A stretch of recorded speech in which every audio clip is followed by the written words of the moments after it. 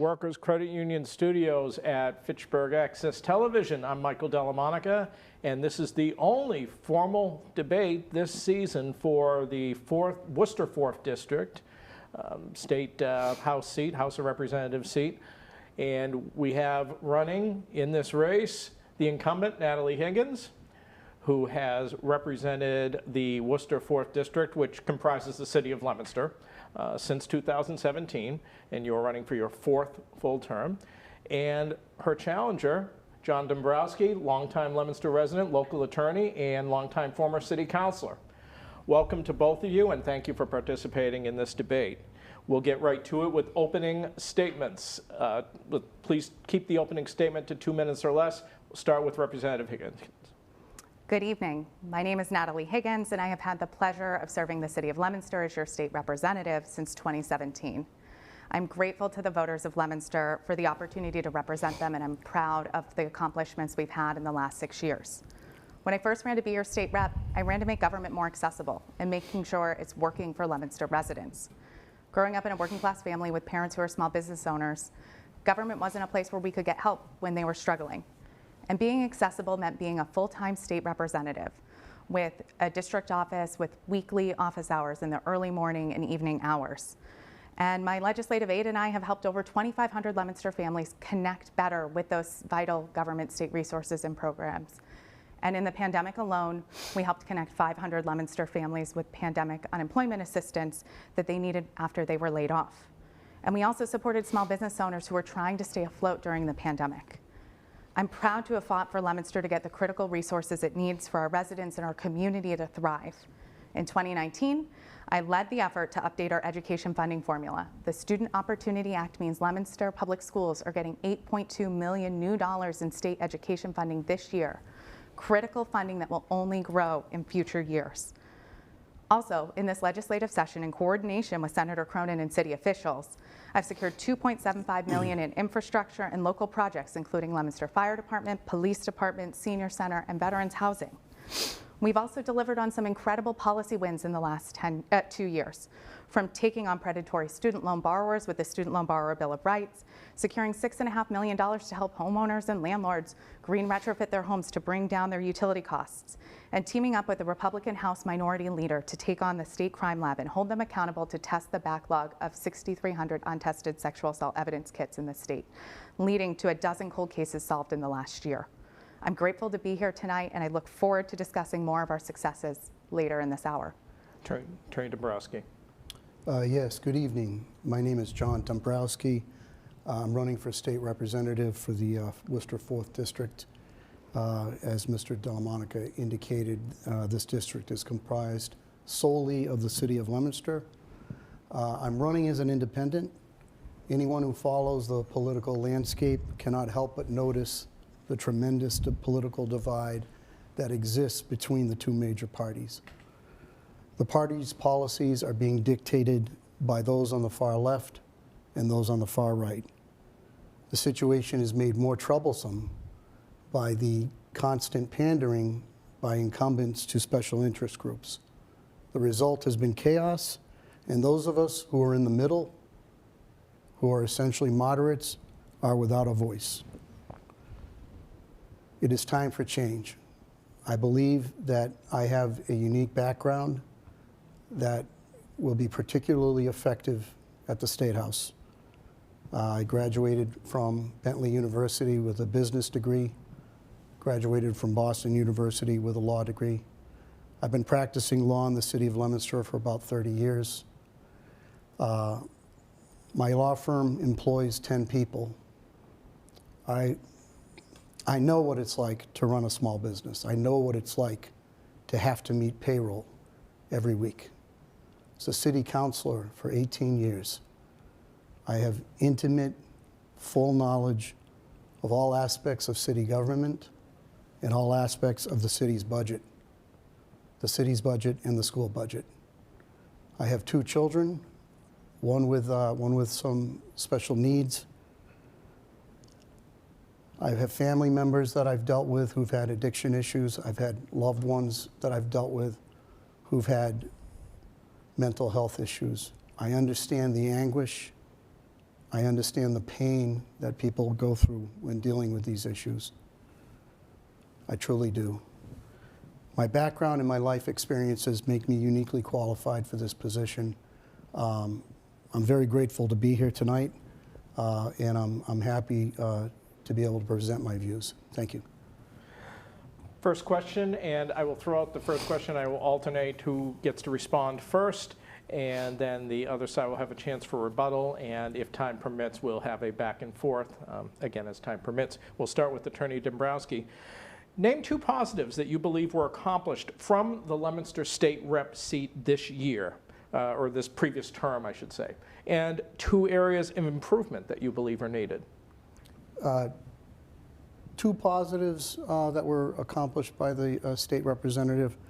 One of the positives, I believe that the money that the city is going to receive from the SOARS Act, that's clearly a positive. That's a lot of money, long overdue.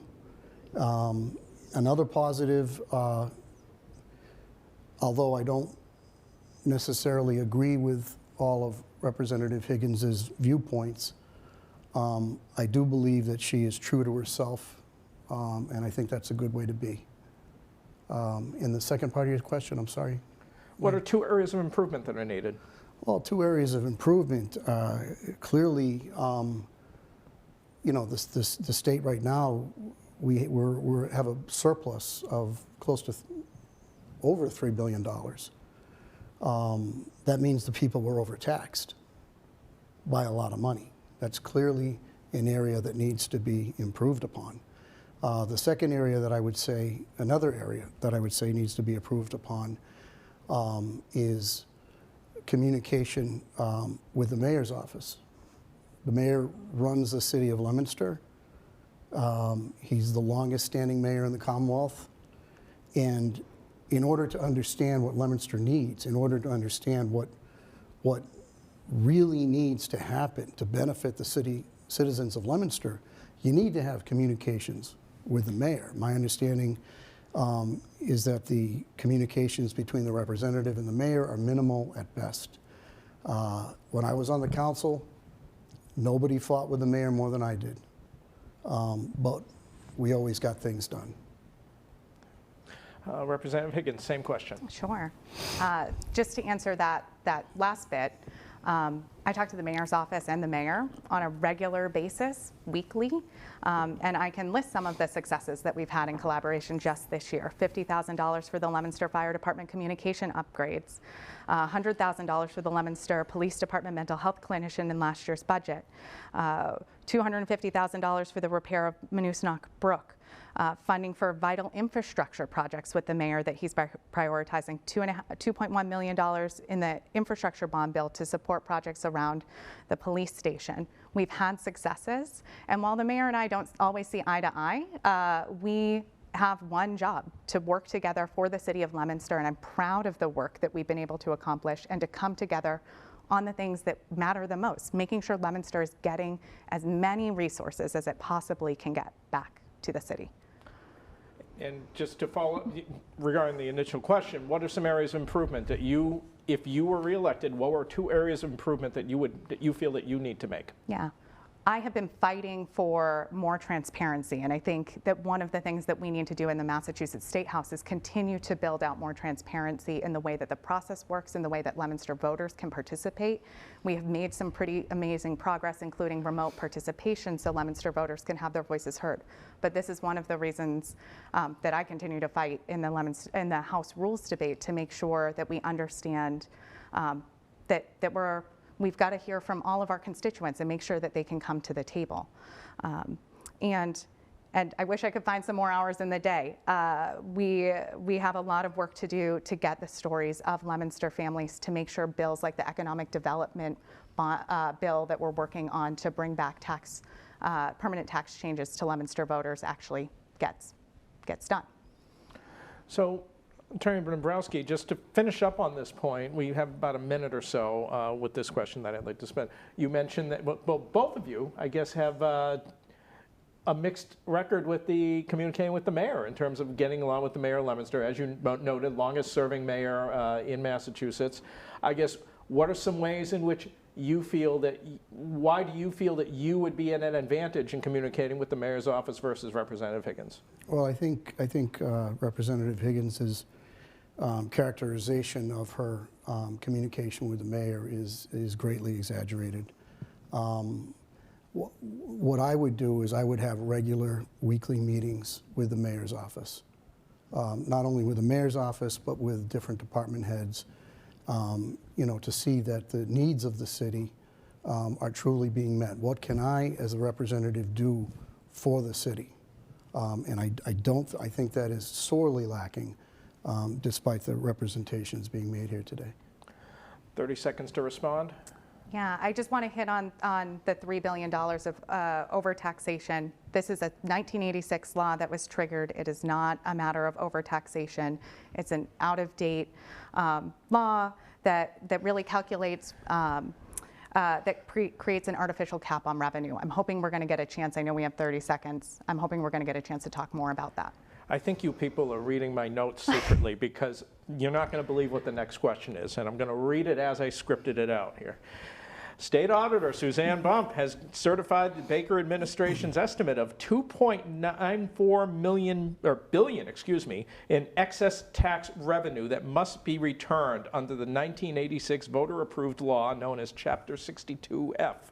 It's the second time the law will return money to Massachusetts residents. What are your thoughts on this occurrence? Include in your answer whether you think the Chapter 62F mechanism is proper or whether another system should be used. Also include in your answer whether you believe a surplus like this one might reveal a bigger problem.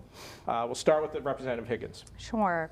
So just to break it down a little bit more, Michael, it's a 1986 law that created an artificial cap on revenue, and it's based solely on salary and wages. It doesn't take into account other income like capital gains, pass-through income, other investment income. And during the pandemic, wages for the average worker stagnated while wealthy individuals and corporations continued to see larger returns on their investment. This disparity is what triggered this to occur. And I think we need to make sure the formula includes all income so it's up to date. But I am supporting the efforts to return these credits as quickly as possible. I am disappointed that 25% of the money will be returned to 0.6% of Mass residents. That's $750 million is going to go back to the top 0.6% of wealthiest Mass residents, while families in Leominster are going to see little to no return. I've been pushing for permanent tax changes in the economic development bill that is still in consideration that are going to bring $500 to $600 of annual tax savings to Leominster families and our seniors. The wealth disparity that triggered this misalignment is one of the many reasons why I'm supporting the Fair Share Amendment. Attorney Dombrowski. That doesn't make any sense. A surplus is when you overtax. If you overtax people, you have a surplus. The 1986 law that we're talking about basically says if you hit a point where it's so high, you got to return the money. There's a couple of troubling things about this surplus. Number one, we're sitting on $3 billion surplus, and the legislature, including my opponent, can't vote to temporarily suspend the gas tax and give people some much needed relief. Other states have done it, including the state of Connecticut, and that could have helped. The other thing that's troubling is the economic development plan that the representative just mentioned. That's pending. Now, we have a supermajority of Democrats in the House. We have a supermajority of Democrats in the Senate. There's no reason you can't vote that in if it's going to be so beneficial. The reason it isn't voted in is because they were counting on the $3 billion to fund it. Now they have to give the money back. So the question arises, did they even know? Did they even know there was a surplus? But it's a very troubling problem. And you know, the Ways and Means Committee, they send out monthly reports, and this is not something that happened overnight. It's something that should have been realized, and it wasn't realized. And the result is that the citizens of Leominster At a time when inflation is at a 40-year high, we've been overtaxed. It's that simple. Representative Higgins, just to follow up on something that you said in your initial answer. So while you support the return of the money, you think it should be more equitable, but also you feel that the cap itself is arbitrary. So would you support raising that cap? And if so, isn't that implicitly a tax increase if we're raising the cap so that this Commonwealth gets to keep more tax money? Michael, I don't want to raise the cap. I want the cap and the formula in the 1986 law to adequately reflect all of our revenues and all of those incomes that contribute to those revenues. There has been a great wealth disparity that has just been exacerbated by the pandemic in Massachusetts and by the global economic crisis. And so the average return for someone making over $1 million is $27,000. The average return for the bottom 40% of earners, which are the vast majority of Leominster residents, is less than $200, and it's one-time money. I just want to make sure that we're comparing apples to apples, that the way that wealth is being accumulated has changed. The economy is very different in 2022 to 1986. I want to make sure that the formula is actually representing our economy. All right, we need to move on to the next question. Although the pain at the gas pumps has subsided, it's not necessarily for a good reason. The storm clouds and recent market performance would indicate that we are headed into a recession and an economic slowdown. Meanwhile, although fuel prices have stabilized, inflation in general has affected the bottom line of households nationwide. So as state representative, how would you be part of the solution to get us out of this brewing crisis? Attorney Dombrowski. It's actually worse than that. The energy companies have essentially forecasted that energy prices are going to be going up about 63%. So the forecast is dire. I would support a legislation for a gas tax holiday for the first 3 months of 2023. I would not support any increase in new taxes. And getting out of a recession is about growth and development. And the city of Leominster, like a lot of cities and towns in the Commonwealth, we've got a lot of empty buildings. We've got a lot of underperforming buildings. The mall, for example, there's a big need for affordable housing. All of these types of projects create jobs. Jobs create growth, they create revenue, they get you out of a recession. The time to plan is now. The time to plan is now. We need to hit the ground running. We need to do studies. How can we make this mall a performing entity?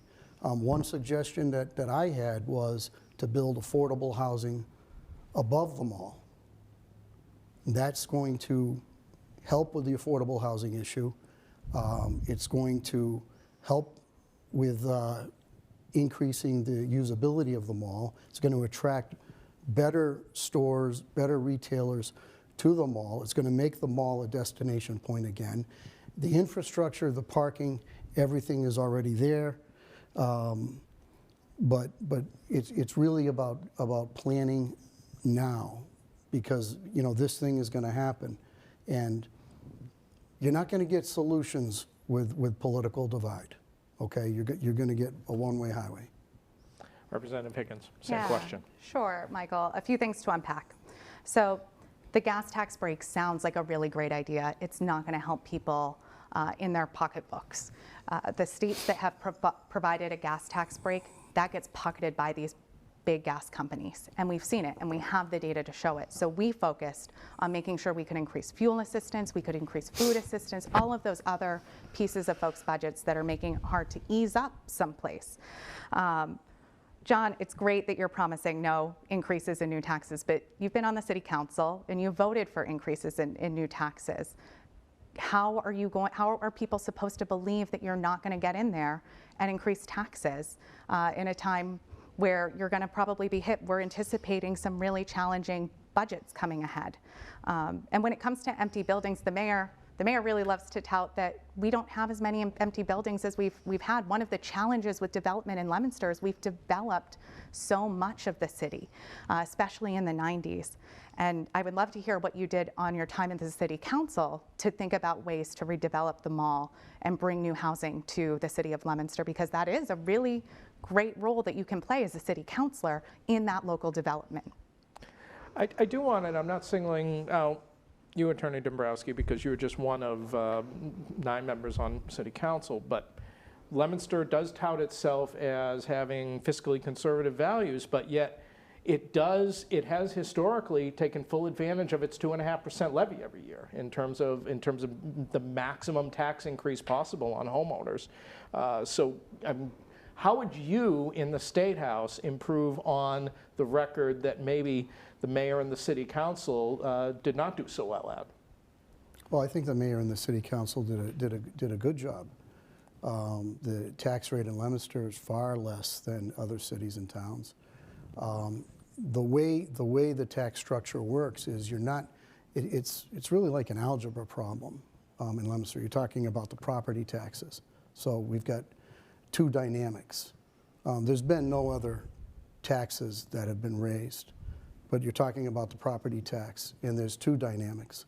One is homes have gone up in value. When homes go up in value, you pay more taxes.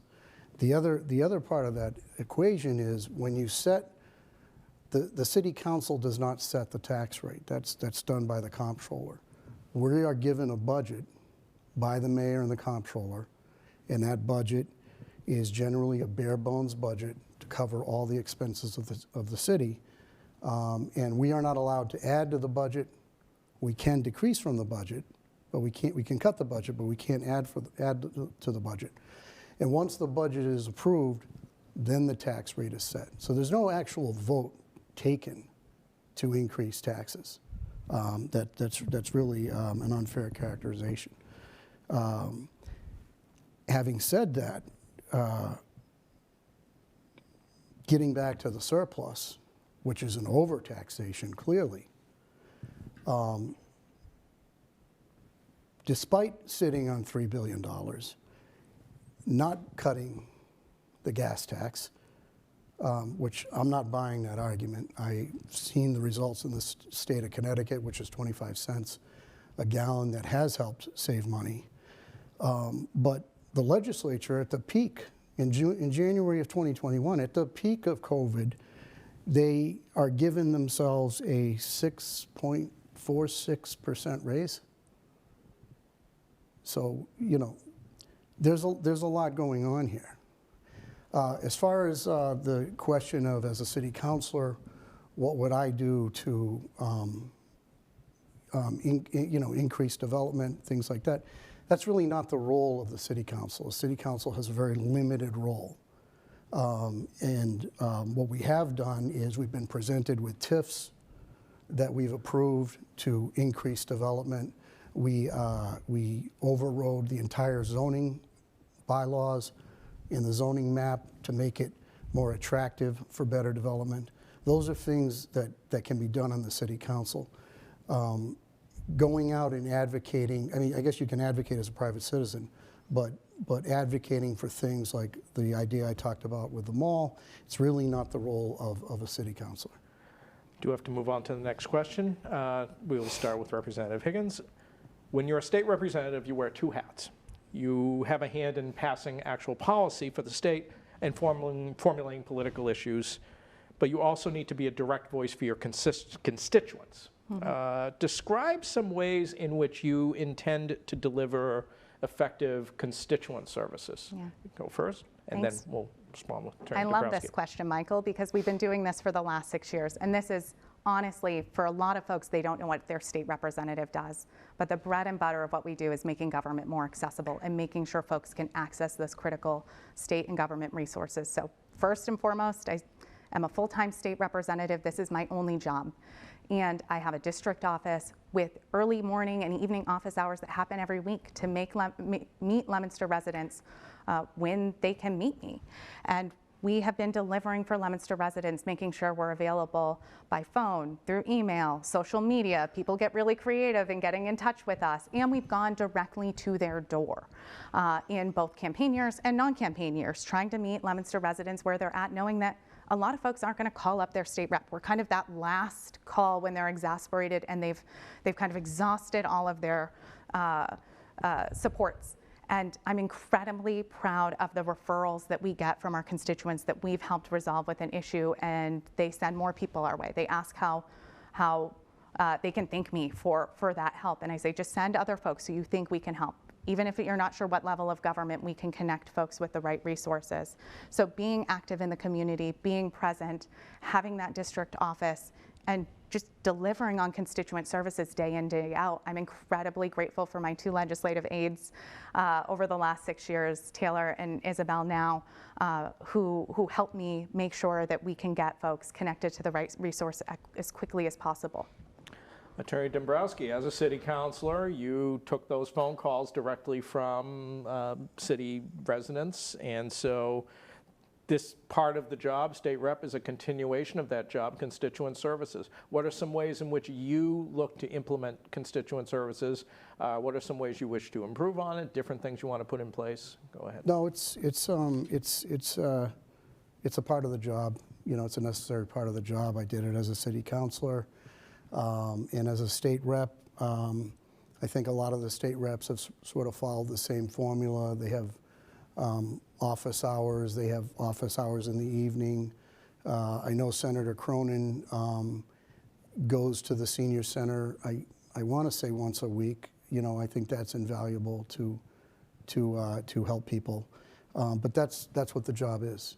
You run for this office. You run for this job for public service because you want to help people. I think anyone who runs for the office, anyone who holds the office, it's a noble endeavor. All right, so now this next part of the debate, we're going to have tailored questions. Attorney Dombrowski will get a specialized question. Representative Higgins will get a specialized question. And there will be an opportunity for brief rebuttal once one has answered their own question. So first, for Attorney Dombrowski, your campaign literature and your platform in general revolves around independence, an independent voice for Leominster. Yet the public political positions you've taken are ones normally championed by those on the Republican side of the aisle. Some of the statewide issues that you've talked about, for instance, being against the so-called illegal alien driver's license referendum, being against the so-called millionaire's tax. So for voters out there who may value you being an independent voice, they may value the fact that you're running as an independent, but might be wary, can you cite any issues that are traditionally those on the left side of the aisle, the Democratic side of the aisle, that you are championing, that you are going to support if you are elected state representative? Oh, yeah, absolutely. Civil rights. I am pro-choice. You know, rights for workers. All those traditional democratic values. I was a member of the Democratic Party up until about 6 months ago, and I grew up in that household. But the reality of this is that this is not JFK's Democratic Party, and for that matter, it's not Ronald Reagan's Republican Party. You only have to watch TV, you know, for a half hour to see the vigorous borderline hatred between the two parties that's creating a gridlock, creating a stalemate, and it just can't go on. Massachusetts, you know, is largely controlled by the Democratic Party, and I feel that in many instances, particularly with a lot of the hot button issues, they've simply gone too far. They've simply gone too far, which is why, you know, and I've briefed a lot of these issues, and what I've been trying to do, honestly, is come out on the side of common sense. A lot of these things make no sense. They make no sense to me, and I've said that. So if they happen to fall on the Republican side of the aisle, what I believe is best for the citizens of Leominster, then so be it. If it happens to fall on the Democratic side of the aisle, so be it. Okay? This country, this Commonwealth, this city needs to get back to basics, needs to start making common sense decisions. No more gimmicks, no more gadgets. We're not going to solve these problems with gimmicks and gadgets. We're just not. So my position is I take each issue as I see it, I research it, and I'll tell you why I support something, why I don't support something.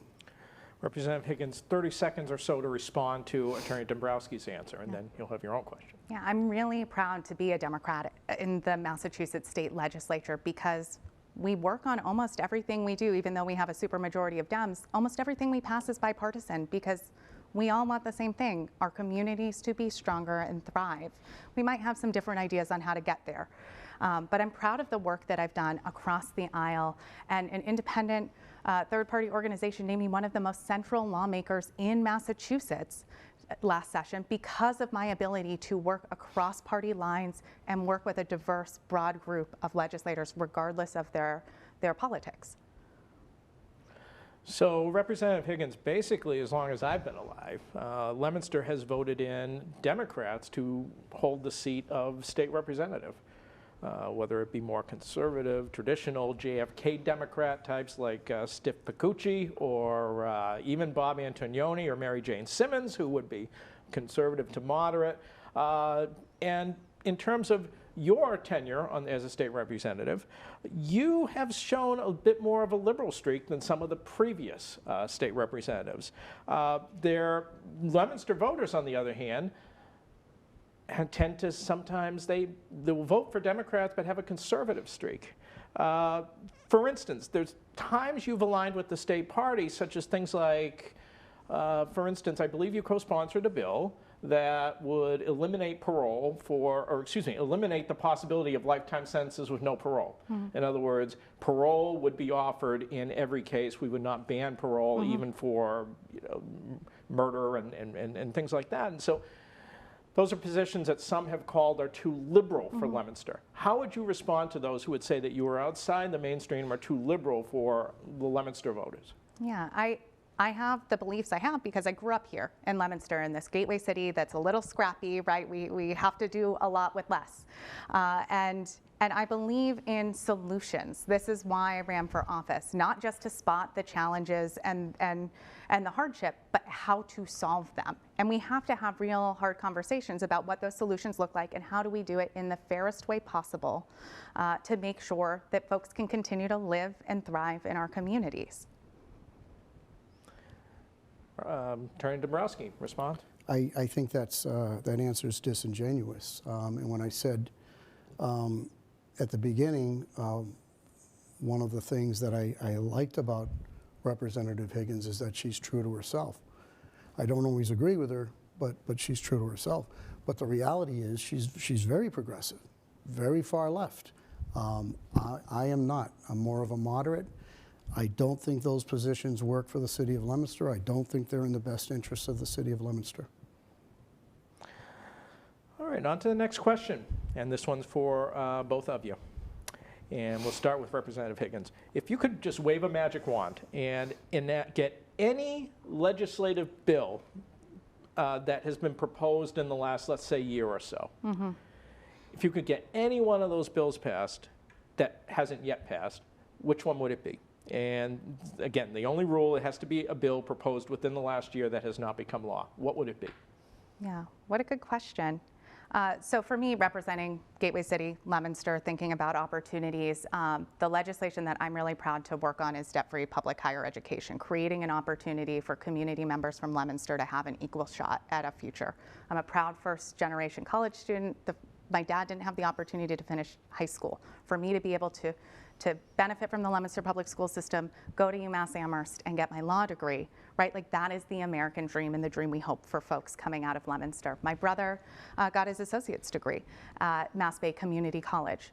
That opportunity opened amazing doors for both of us. And we need to make sure that Leominster residents have access. While 50% of Massachusetts residents have access to a bachelor's degree, less than a third of our residents do. And in most gateway cities, it's less than a quarter. It's holding our communities back. And one of the #1 things we've heard throughout that coming out of the pandemic and with this economic crisis is workforce challenges and finding enough workers with the right skill sets. Investing in public higher ed, something that we did up until the early 90s so that folks could go to school and not take on enormous debt, is something that's going to unlock that potential for all of our neighbors to do better.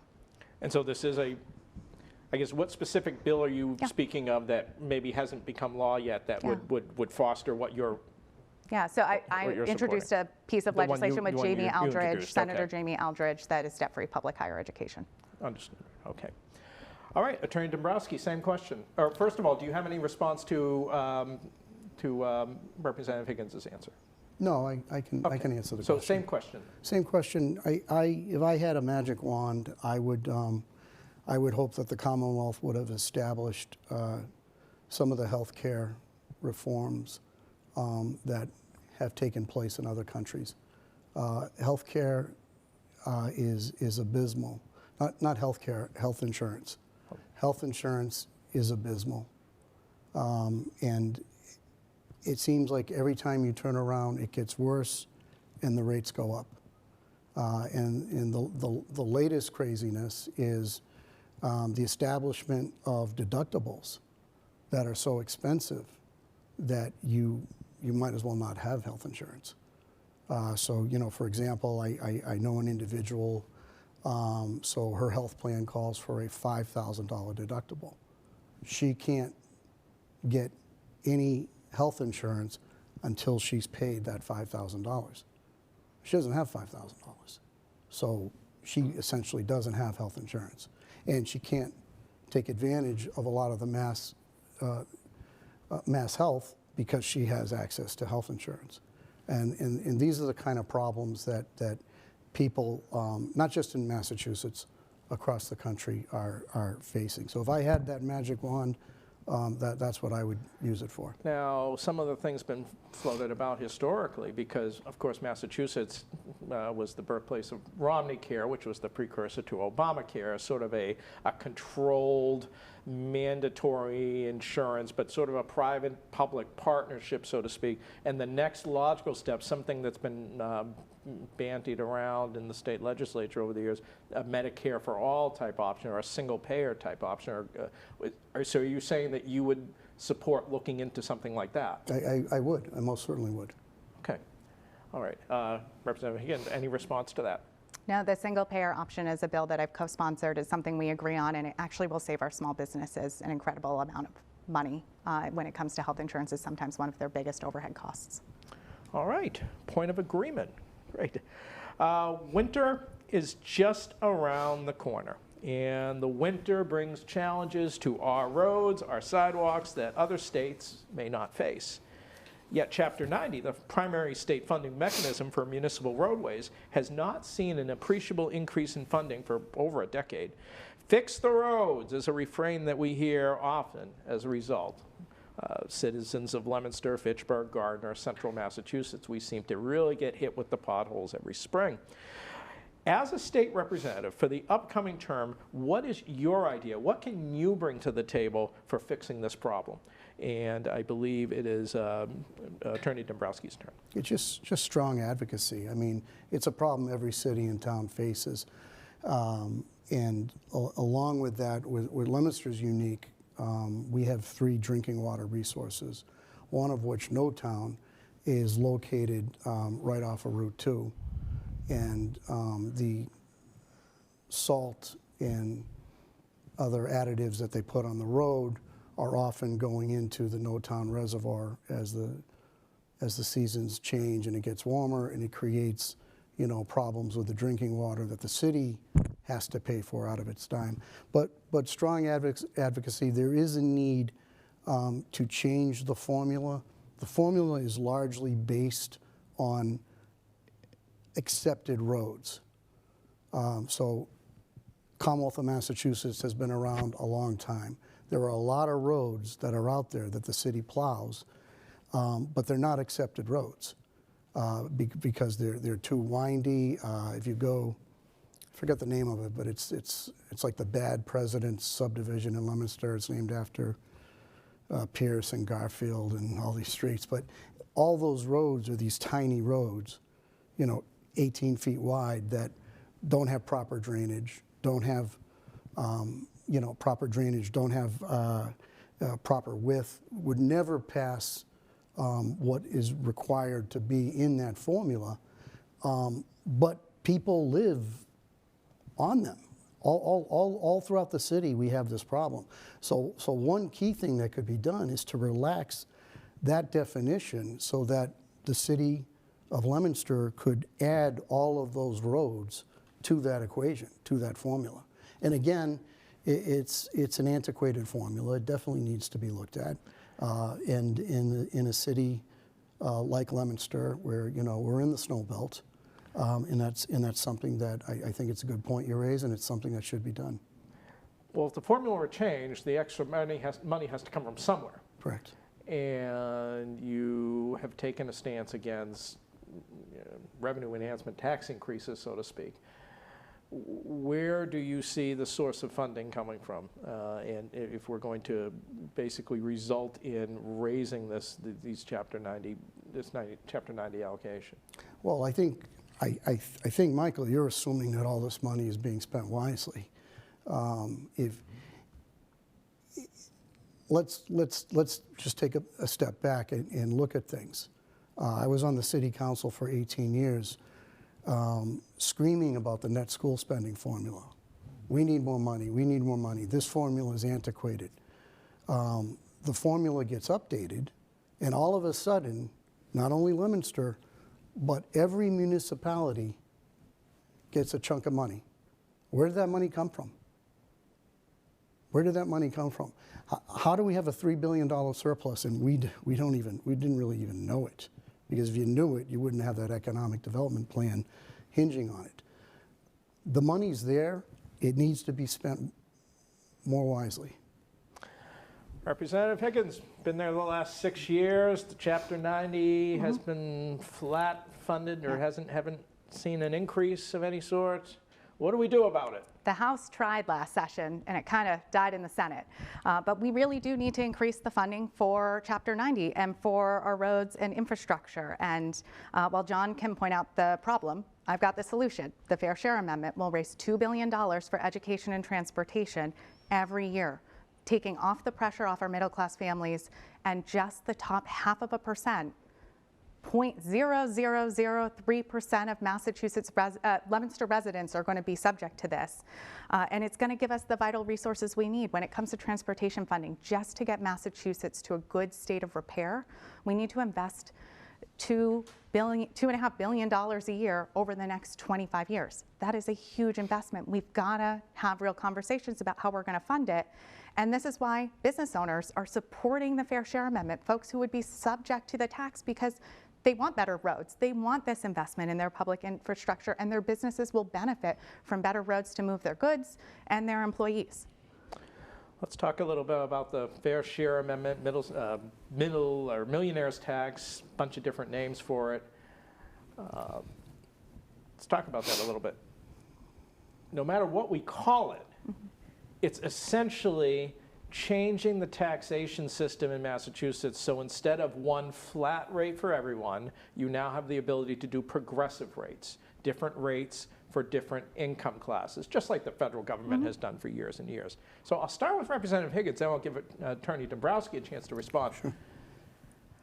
How can we trust the state of Massachusetts which has certainly wiggled and waffled and weaseled out of things before in terms of promises about taxes. How can we ensure that Massachusetts is not going to, this referendum passes, we have a progressive tax system now, and suddenly, a few years down the road, the increased tax rate is not just for people making above $1 million a year, it's for people making above $200,000 a year. And then maybe a couple of years later, it's for people making 100 or 75 or 50. How do we know that the state's not going to do that? Michael, just to get back to a little bit of basics with the Fair Share Amendment, this isn't a regular ballot question. This is a constitutional amendment that requires the support of 2 back-to-back legislative sessions, over 100,000 supporters from Massachusetts voters. And we've been working on this a long time. I was actually working on this when I was running the nonprofit I ran to make sure that we were getting the education funding that we needed.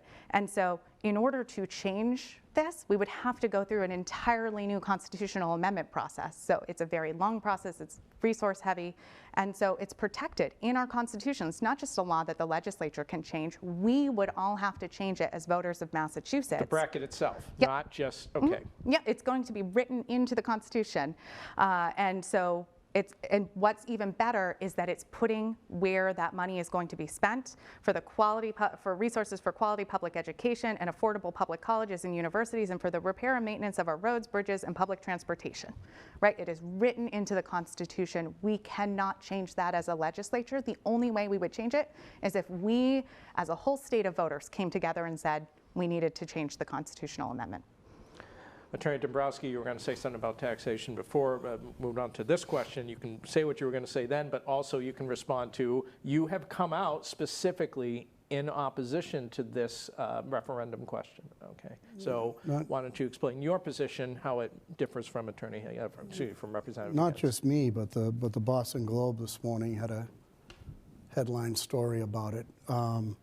This is a gimmick, okay? Nothing more than that. It's an additional tax of 4% on personal income, which is essentially a doubling of that tax. And it's deceptive because it's not just applying to salaried positions. It's applying to one-time transactions. Somebody works their whole life, they pay off their home, they have their own business, they want to retire, they've been paying taxes their entire life. They've been paying their fair share their entire life. And now they want to retire. Their homes have all gone up in value. They sell their home. They sell their business. Now they're subject to this tax. And mind you, when I say it's a gimmick, it's a gimmick. This tax is only going to affect maybe 300 people in the Commonwealth. Of those 300 people, 100 of them are in the situation that I just discussed, maybe more. The rest of them are at an income point level where they can simply change their residence. Massachusetts, since 2021, Massachusetts is at a 5-year high of people moving out of Massachusetts to low-tax states like New Hampshire, North Carolina, and Florida. With the exception of Hawaii, Massachusetts is the costliest place to do business in the United States, and this is going to make it harder. If you want to have a tax like this, it has to be a federal mandate. It's only worked in New York and California, and the reason it works in those 2 states really is the celebrity identity and the people who want to be in New York City and they want to be in California because of those unique environments. Massachusetts, it's not going to work. In fact, when those people move out, now, with this remote learning situation, with this remote job, people working remotely, it's all even easier to move out. And when they move out, not only do you not get the 4% that you're trying to whack them with, you don't get the underlying 4% either. So I think it's a gimmick. I don't think it's going to work, and I think it's just a way for someone to say they have a solution when they really don't. You got to Unintended sharpen the pencil. consequences is what Attorney Dombrowski is talking about. Unintended consequences, and we see that when Congress or legislation has passed law, there's been unintended consequences. Why wouldn't there be unintended consequences with this one? Michael, John selling Massachusetts so short. We have a lot of celebrity status, and folks move to Massachusetts because we have great public resources. We have great public education system. We're a great place for businesses to be. And I'll just drop one celebrity for Peter, my husband, who's in the green room. Kevin O'Leary, if folks watch Shark Tank, Peter's a big Shark Tank fan. Kevin O'Leary calls Massachusetts his home because he wants to live here. And we have research, and there's data that shows of the folks who are subject to this new proposed tax, more than half of them already support it, and they think it's the fair thing because this is only folks who are earning more than $20,000 a week. They're doing okay, and honestly, they've been doing even better, and their wealth has been growing while most folks have been really struggling to make ends meet. And it's going to be invested in things that we all benefit from, our education system and our public transportation, roads and bridges. 20 seconds response, yeah? Yeah, just one response, and this was highlighted in the Boston Globe article today. The fact that they're saying that this is a constitutional guarantee, again, is disingenuous, because the reality is the money that's already going to those endeavors is subject to be taken away if you have this fair share tax. So there's really no guarantee that that's going to happen. Michael, I hope you get a chance to check out the Globe article. The headline was a little misleading, but it really focused on, there's a lot of debate of where it can go and how we split this money between education and transportation, early ed, higher ed, K-12, public transit. That's where the debate is going to be happening. I would suggest that this sounds like this Globe article, it sounds like people need to take a look at and make up their own minds based on what's in it. So we'll get to the last question, then we'll go to closing statements. The highly publicized U.S. Supreme Court case of Dobbs versus Jackson in a 5-4 decision overturned the long-standing case of Roe versus Wade and Planned Parenthood versus Casey. Those cases, in essence, forbade states from banning abortions within the first trimester of a pregnancy. To say it's a hot-button issue is an understatement. If elected state representative for this upcoming term, do you intend to propose or are you willing to co-sponsor any legislation related to what the Supreme Court did, whether it be consistent with the court's decision or contrary to the court's decision? I judge from some of your preliminary answers what it's going to be, so let's hear some, in terms of what side you fall on, but let's hear some specifics. Attorney Dombrowski. I've been pro-choice my entire adult life. I thought the Supreme Court decision was a disaster. It's a terrible decision. It's a terribly written decision. It's a terribly researched decision. So I would be certainly in favor of legislation that would be against the Supreme Court decision. I can't imagine even being in those circumstances where you're contemplating that type of life-changing decision. So I am pro-choice. I've always been pro-choice, and that's my position. Representative Higgins. I'm incredibly proud that the House led the effort to make sure that we were strengthening our protections, not only for folks seeking abortion care, but for providers of abortion care, and that we had bipartisan support in shoring up all of those protections within 2 weeks of the decision coming down. Massachusetts will continue to provide care and be there to support our neighbors who might be losing access to this care as a result of this decision. Well, folks, hour goes by fast, and it's now time for closing statements. And so based on the time here, you'll each get 2.5 minutes to make your closing pitch to the voters of Leominster. Attorney Dombrowski, go ahead. Yes, I'd like to thank Mike Del Monaca and FLAPtv for hosting this debate. I'd also like to thank Natalie Higgins for participating in what I believe was very good discussion on the relevant issues and questions. For the past few years, I've been studying the political landscape and the votes and policies that have been taken by the Massachusetts legislature, including my opponent. I found that there's one recurring theme. It doesn't make any sense. Inflation is at a 40-year high, and our legislature has overtaxed us by $3 billion. Doesn't make any sense. Beacon Hill is sitting on a $3 billion surplus, and unlike other states, they vote not to temporarily suspend the gas tax to give us some much-needed relief. It doesn't make any sense. According to the Federation of American Immigration Reform, illegal immigration costs the Commonwealth of Massachusetts $1.8 billion a year. My opponent and the majority of the state legislature support Massachusetts being a sanctuary state, which only leads to increased illegal immigration. It doesn't make any sense. You want to fix the immigration problem, you need to lobby your congressman to reform the immigration laws.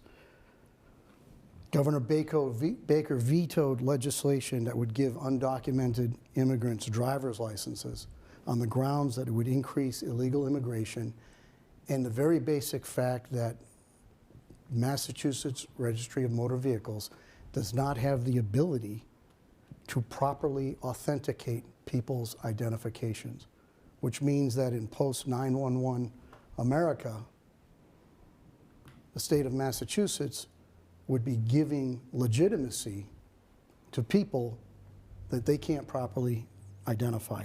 It doesn't make any sense. I could go on all day. I'm running as an independent candidate. Several people along the way have told me I can't win as an independent. Let me tell you, we need change. For the good of the country, for the good of the Commonwealth, for the good of the city, we need to get away from this party gridlock. I can't do it is not a refrain that was recognized by our founding fathers and our leaders. We can do it, we need to do it, we will do it.